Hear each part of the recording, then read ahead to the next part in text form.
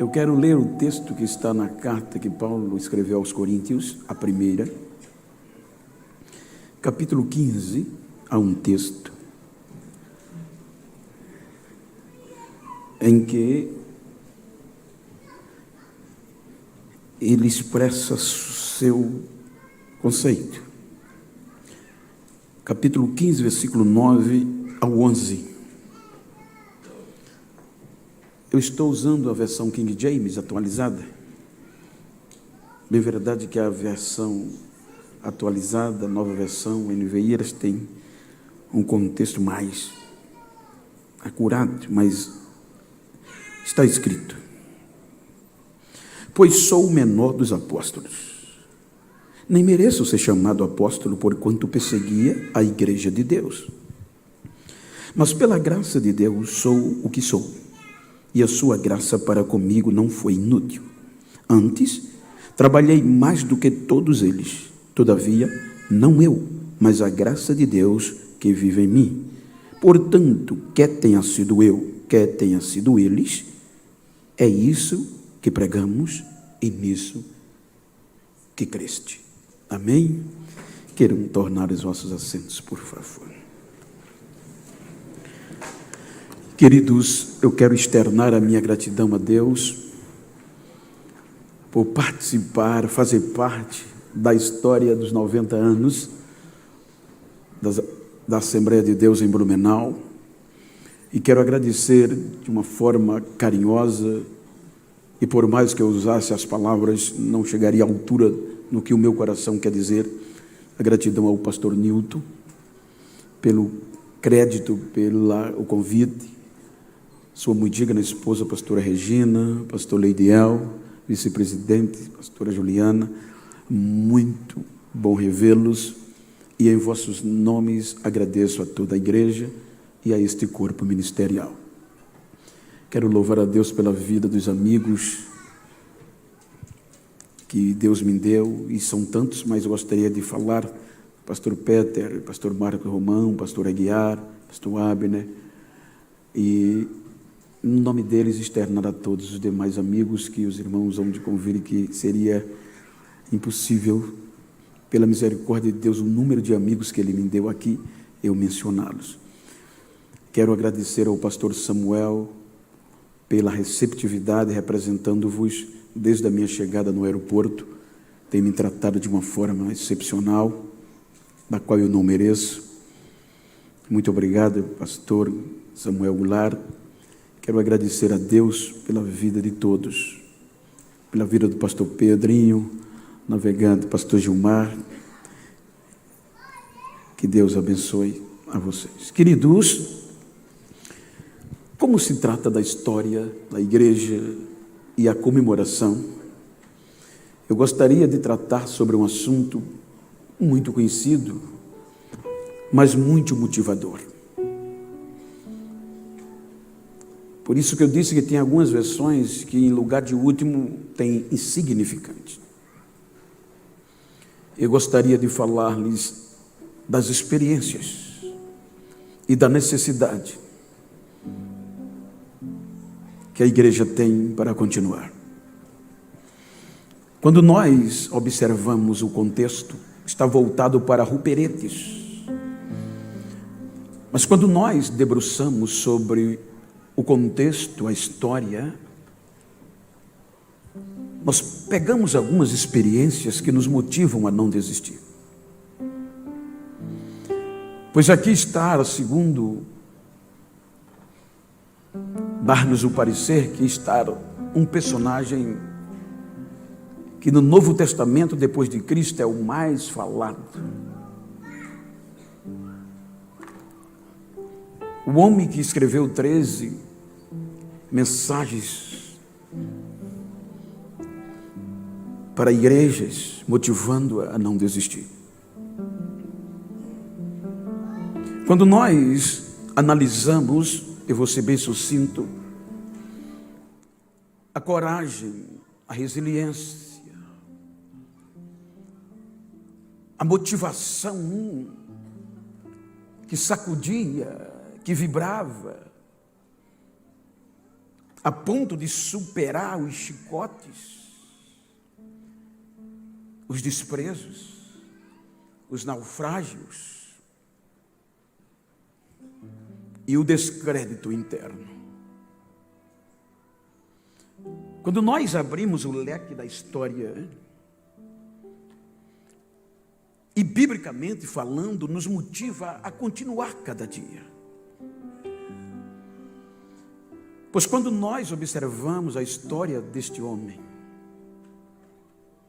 desde a sua infância, desde a sua cidadania, ela é vibrante. E na ótica humana seria improvável ele ser o que foi. Em primeiro lugar, nós vamos observar a sua cidadania, porque eu quero falar sobre força, unidade e submissão. Força, unidade em primeiro, força e submissão. Quando nós vemos no relato dos Atos dos Apóstolos, Paulo usufruiu o direito de cidadão romano, não era simplesmente aleatório. A sua cidadania era de nascimento, por parte de pai. Só para os irmãos terem uma pálida ideia, há quem diga que 2/3 da população do império neste período não tinha cidadania romana. Alguns poderosos compravam por alto preço, outros adquiriam por alguma relevância prestada ao império. Então, ser um cidadão romano gozava de alguns privilégios que ninguém gozava, só o fato de ser um cidadão romano. E ele tinha de nascimento. Quero citar pelo menos 3 desses privilégios. O primeiro era que um cidadão romano, em caso de um julgamento, ele poderia ser julgado diante de César, caso ele preferisse. Foi o que ele fez posterior. Só romano tinha esse direito. Em segundo lugar, eles tinham imunidade legal para não ser açoitados antes da condenação. E em terceiro lugar, eles eram isentos da crucificação. Então quem tinha esses direitos, quem dava esses direitos era a cidadania romana. Quando nós observamos esse contexto, que 2/3, há quem diga que não tinha, veja o privilégio. O alto poder, privilégio que esse homem gozava. Quando nós analisamos a sua infância, há alguns debates entre os estudiosos, porque ele vem de Tarso, e a cidade de Tarso não era uma cidade insignificante, era uma cidade de uma cultura grega. A cidade de Tarso era uma cidade universitária, onde matemáticos, filósofos, pessoas importantes se formavam ali. Mas Paulo, na sua infância, há quem diga que, alguns escritores, aí há o debate, que ele vai para Jerusalém ainda criança, outros falam da adolescência. O escritor católico Paul Gardner, ele diz que Paulo era mais novo do que Jesus, cerca de 10 anos. Então eu quero partir do pressuposto da adolescência, quando ele quer estudar a lei, se dedicar a Deus, que esta era a visão dele. Então, partindo de uma idade exuberante para um judeu, que começava a partir dos 12, e era no contexto dos 14 que eles se debruçavam na lei, quando queria estudar, e não tinha outro lugar melhor que aprender a lei de Deus do que Jerusalém. Porque em Jerusalém estavam os melhores mestres. Em Jerusalém estava Hiliel. Em Jerusalém estava Chamar. Em Jerusalém tinha posterior Gamaliel, inclusive no tempo de Paulo. Então, partindo do pressuposto que ele sai de Tarso e imigra para Jerusalém com 14 anos, na adolescência, e chega lá, se debruça nos estudos. Jesus ainda estava em Nazaré. Porque Jesus tinha 24, partindo desse pressuposto. Então Paulo chega para estudar com dedicação, com afinco, os pormenores da lei de Moisés, do decálogo. Então veja que quando ele começa a estudar, Jesus ainda não tinha começado a fluir o ministério, porque ele vai começar com 29 anos. E há um contexto estudantil, ou da época, que diz que a grade curricular para um judeu que quisesse se aperfeiçoar, ser um mestre na lei de Moisés, ele teria que, no mínimo, estudar 10 anos. Entre os salmos históricos, profetas e decálogos. Então, partindo, eu volto a dizer, do pressuposto, ele chega na adolescência, partindo do pressuposto, com 14, Jesus estava com 24. Quando ele completa 5 anos aos pés de Gamaliel, aprendendo vírgula por vírgula, Jesus completa 29. Aí Jesus vai falar. Jesus vai começar o ministério. E Jesus começa, como vocês sabem, a ser divulgado em Jerusalém e toda a adjacência pela simplicidade, pelos feitos, não pela letra. E o que mais assustava era a capacidade dos seus discípulos, que era improváveis. O ministério de Cristo demora cerca de 3 anos e meio. Era justamente o último ano que o jovem estava terminando os 10 anos de faculdade, aos pés do melhor da época, Gamaliel. Então ele vai estudar pormenor, e para a religião que o afinco, ele se torna membro da seita mais severa, mais exigente do judaísmo, que eram os fariseus, ele se torna membro. E todo ensinamento de Jesus para os fariseus era heresia. E eles faziam de tudo para combater a heresia.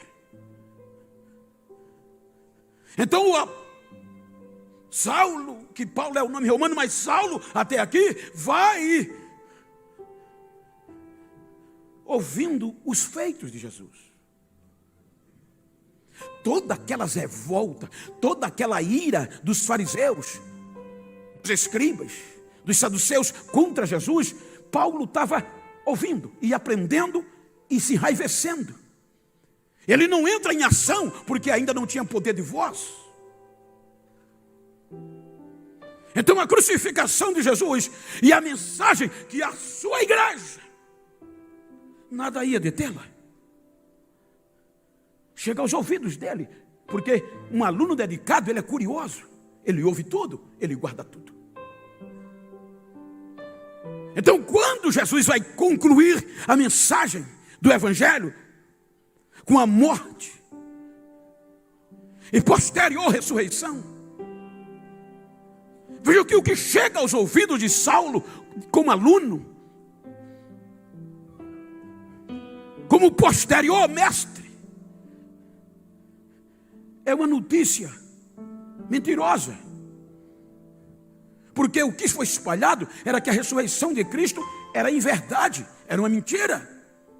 E isso foi o que foi espalhado em Jerusalém e a adjacência, está escrito. Então a Bíblia vai mostrar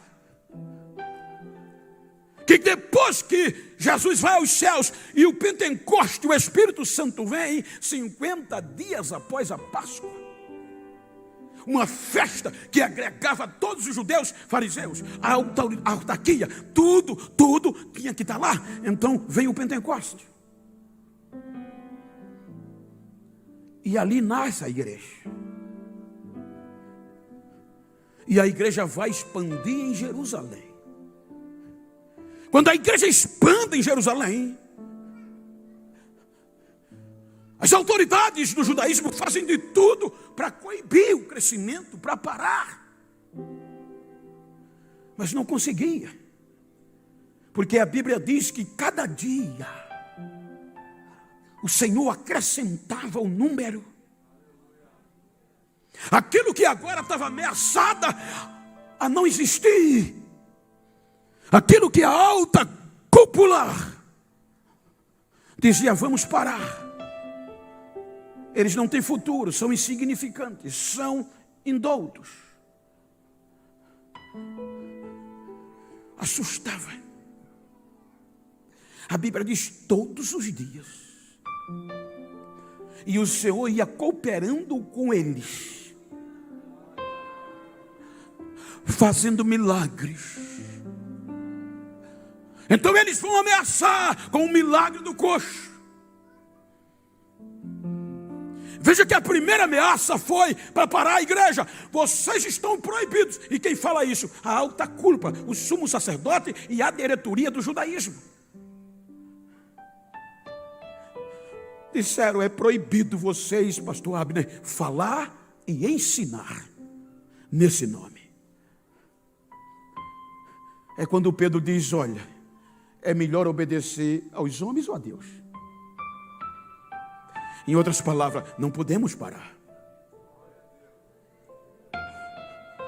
Veja que os chicotes começam aqui. Eles são chicoteados e jogados na prisão.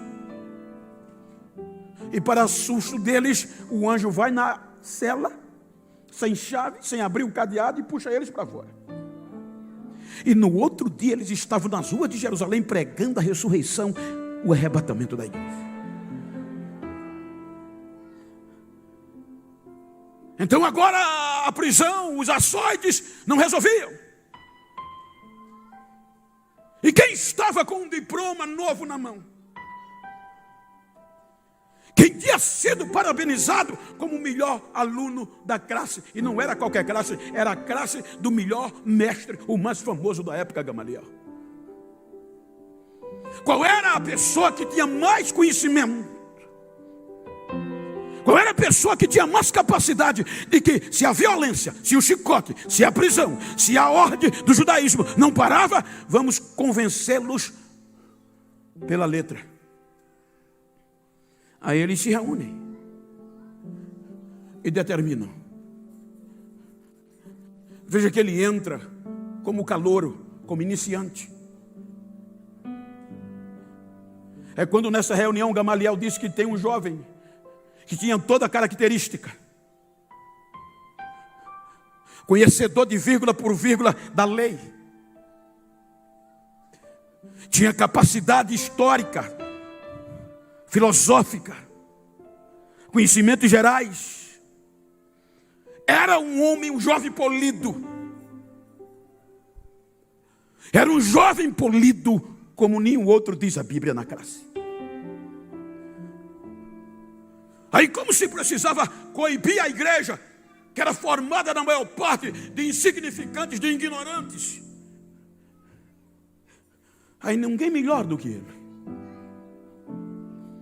Então ele entra com o objetivo de parar o crescimento da igreja, de tirar da mente e do coração daqueles que seguiam a Cristo a mensagem da cruz. Então veja que quando ele é nomeado, ele entra arrebentando. Ele entra com o objetivo de parar e vai tendo êxito. Porque ele recebe autoridade religiosa para entrar nas casas, levar para a prisão todos que não quisessem desistir daquela fé. Ele tinha autoridade soberana da alta cúpula do judaísmo. E a Bíblia diz que ele vai tendo êxito. Por quê? Porque ele entrava nas casas, arrastava mulheres e homens e assolava-os. E jogava-os na prisão. A ponto que a Bíblia diz que, exceto os apóstolos, muitos irmãos tiveram que sair. E muitos desistiram da fé. Apostataram-se da fé. Causada por este exímio perseguidor da igreja. Ninguém nunca odiou tanta igreja como ele. A ponto de ele ser, o texto em Atos falar que ele respirava.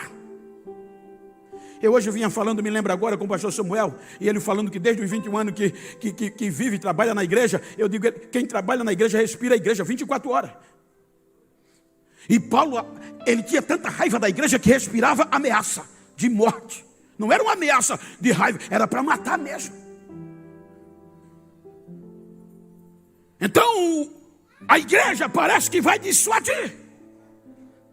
Mas a Bíblia diz que mesmo arriscando serem presos, mortos, os irmãos que saíram de Jerusalém, por onde saía, ia pregando a mensagem da cruz. E o Senhor ia com eles, cooperando com os milagres e salvando e acrescentando o número de salvos.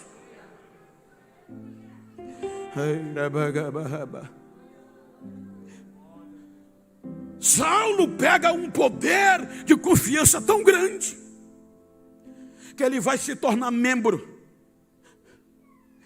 do maior nível de magistratura do judaísmo, que era o Sinédrio.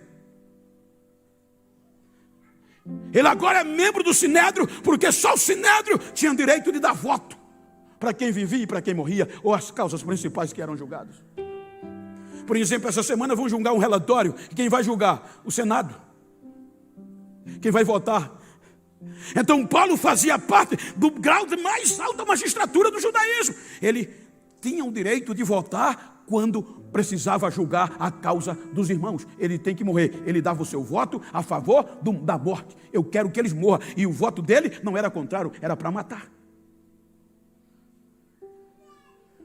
Depois da morte de Estevão, que jogam, veja que o poder que ele tinha era tão grande, quando os soldados jogam as vestes de Estevão, mártir, morto a pedrada, nos pés de Saulo, é que ele pega a fama. O nome dele chega no judaísmo, arrebentando. O nome dele chega no Sinédrio, como cara. Enquanto ele ia aumentando em poder e em fama,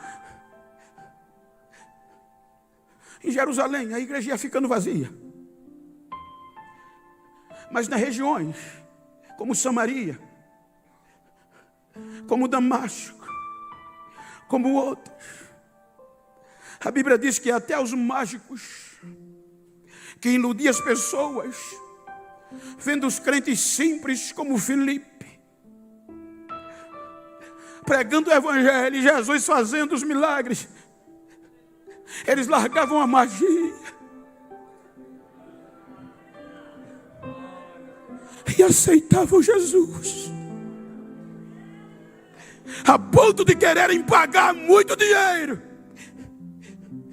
para ter o poder que a igreja tinha, que Filipe tinha, que João, que Pedro tinha. Estender as mãos e Jesus batizado no Espírito Santo. Dai-me a mim também, eu pago o que for preciso. Aí Pedro diz, não, aqui não depende de dinheiro, filho, aqui é intimidade.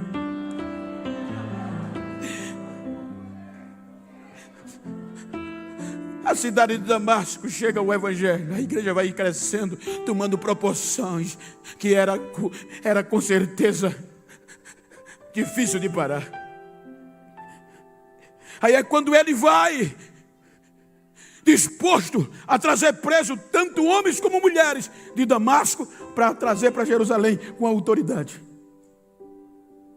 E aqueles que não renunciassem à fé e resistissem à prisão seriam mortos. Ele vai com escolta policial e com autoridade judicial e sacerdotal, fé de ofício, que lhe dava carta branca para fazer o que queria.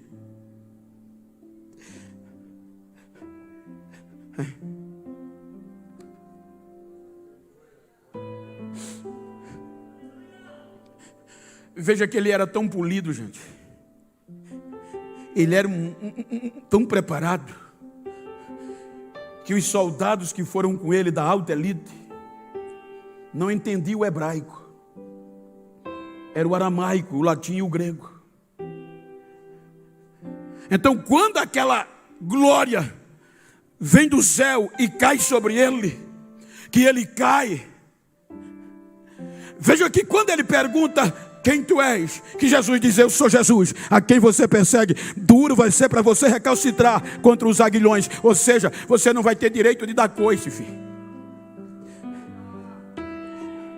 Quando ele vai testemunhar disso aqui, ele diz que Jesus falou em hebraico, porque só ele entendeu, os soldados não entenderam o que Jesus falou.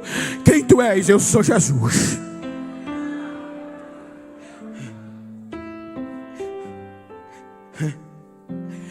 E agora a iniciativa do judaísmo de parar essa igreja caiu por terra de novo.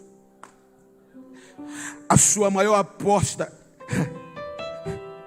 o seu maior investimento, o ápice do sucesso, agora se torna crente. Agora é membro da igreja de Cristo, com o objetivo de expandir o evangelho aos gentios. Você é para mim um vaso escolhido para levar a minha mensagem aos gentios.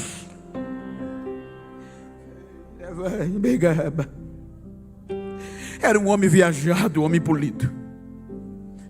Agora, por conta dessa chamada, vai ter que sair furtivamente de Damasco, senão morre. Pelo nome, pelo glamour que ele tinha, gente, perante a magistratura, perante o judaísmo, ele era da alta cúpula. Era ele voltar para Jerusalém, mas tudo lhe é tirado, e vem o silêncio de Deus. Perde a fama, vai para o deserto. Se fosse hoje, a primeira coisa que, entre aspas, se fazia: aquele rapaz é bom, vamos trazer ele para o ministério. Mas não era errado, ele tinha conhecimento, foi chamado pelo próprio Jesus. Jesus poderia já ingressar, mas não, silencia e deixa o couro cair. Vai tirar tudo aquilo de egoísmo que ele tinha,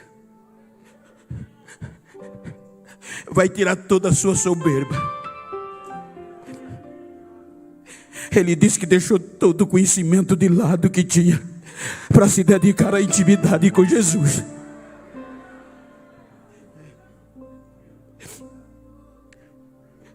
Quando ele aparece,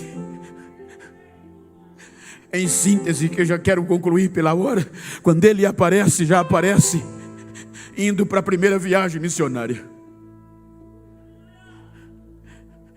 E a primeira viagem missionária para o crescimento da igreja entre os gentios é decepcionante na ótica humana. Chicotes, pisas, a ponto de acharem que ele estava morto. O que fez esse homem não desistir, gente?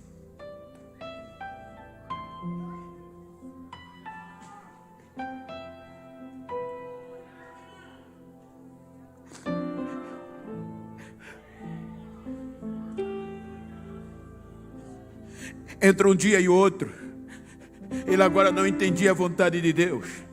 Ele queria pregar na região do Oriente, na Frígia, na Ásia.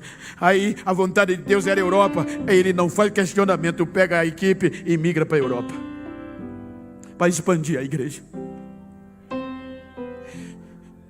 Na Europa, em síntese, pelo seu trabalho, pelos seus esforços, a sua perseverança, nasce a igreja de Corinto, a referência do avivamento. A igreja que qualquer um queria congregar pela a evidência dos dons espirituais.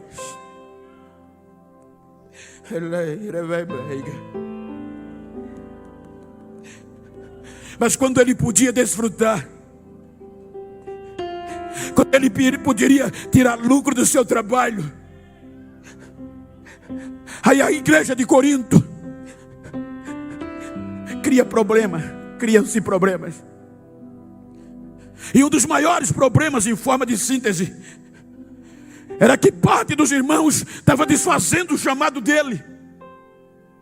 Em vez de aplaudir, em vez de valorizá-lo, estava diminuindo-o e desfazendo o ápice da mensagem do evangelho, que era a ressurreição de Cristo.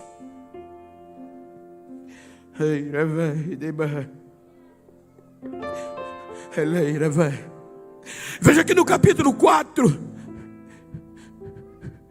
em vez de ele ser aplaudido, o clamor vir, ele percebe que quanto mais fazia, menos merecia. Que no capítulo 4 da carta aos Coríntios, primeira, versículo 9, ele diz: parece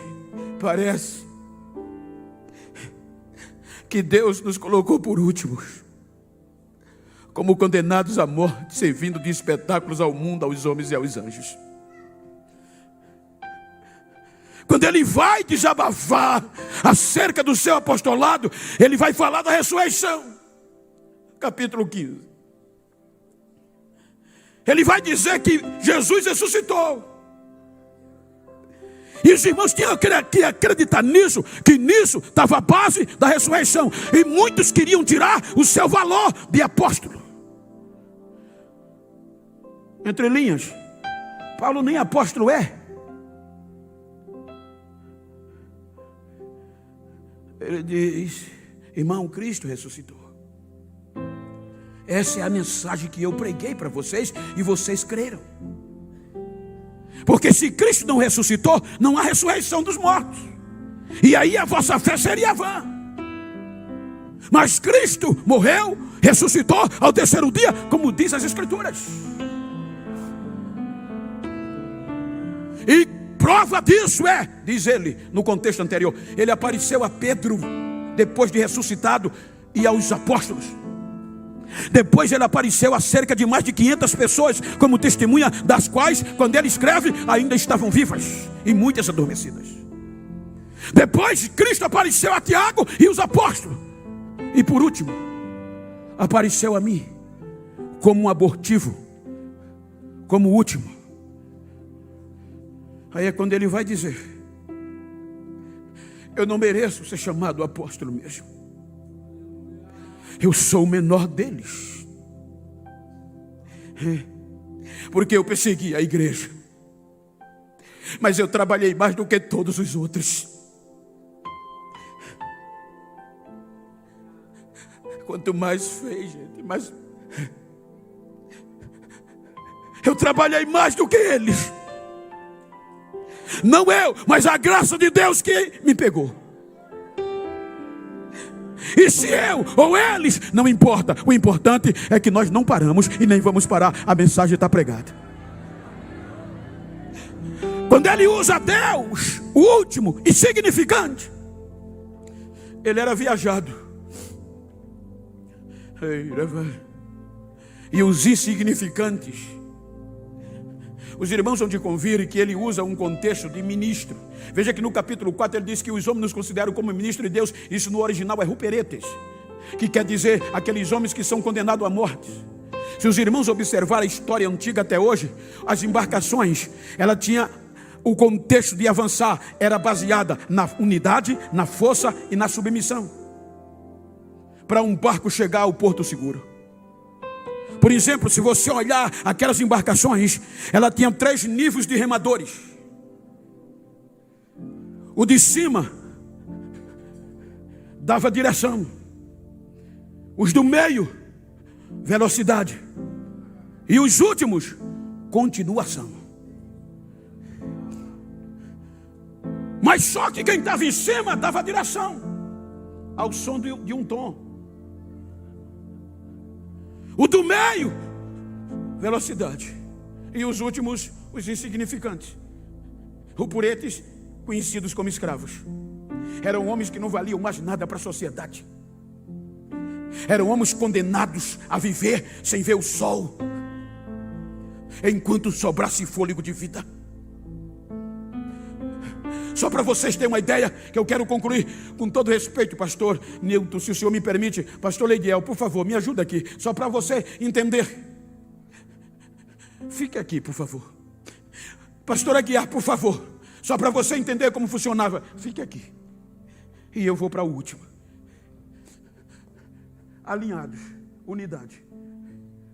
Só que eram perfilhados como vocês estão aí.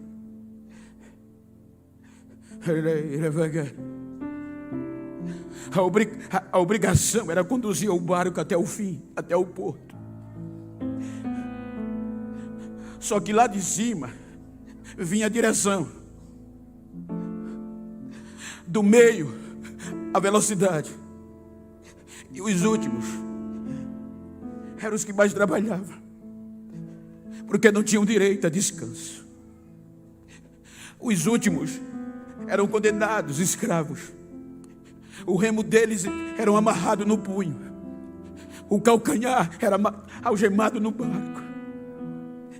Eles não tinham direito de ver a luz do sol, e eles não podiam parar de remar, era contínuo. A tempestade estava alta, vinha um som de cima, mais ou menos assim. Aí lá de cima, quem dava liderança gritava: é hora de avançar. Aí vinha outra pancada. Aí os do meio não paravam. Força, velocidade. Mas independente de tempestade, de vento ou de calmaria, os de baixo não podiam parar, porque eles eram contínuos. E quanto mais ele remava, mais o chicote batia. Os de cima, eles viam na ordem da pancada, mas os de baixo era na ordem do chicote.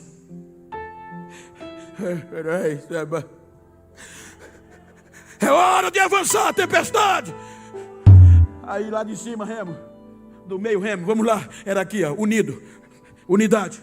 Todos num só sentido. O som.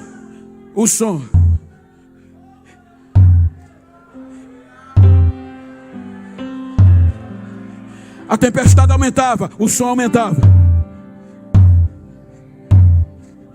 Vai aumentando. O vento parava, a tempestade acalmava. Os de cima descansavam, mas os de baixo não. Quanto mais remava, mais o chicote batia. Vai ter que chegar.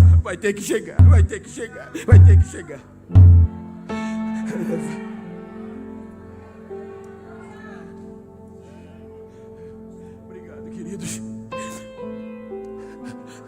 Aí ele diz: eu sou o último dos apóstolos e não sou merecedor de ser chamado. Mas uma coisa, eu não vou parar não. Porque os de baixo não param, gente. Se vocês estão pensando que vão tirar o meu incentivo, o meu ânimo, vocês não vão conseguir. Porque eu creio no que eu prego. Eu não vou desistir, eu vou continuar, eu não vou parar.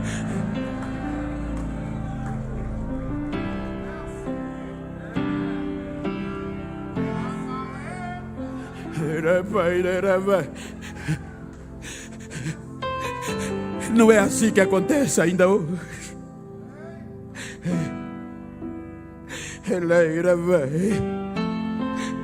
Todos estamos envolvidos aqui porque a direção vem de cima.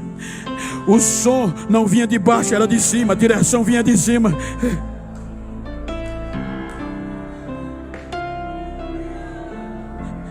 Diga para quem está ao teu lado: não tem jeito, a história continua.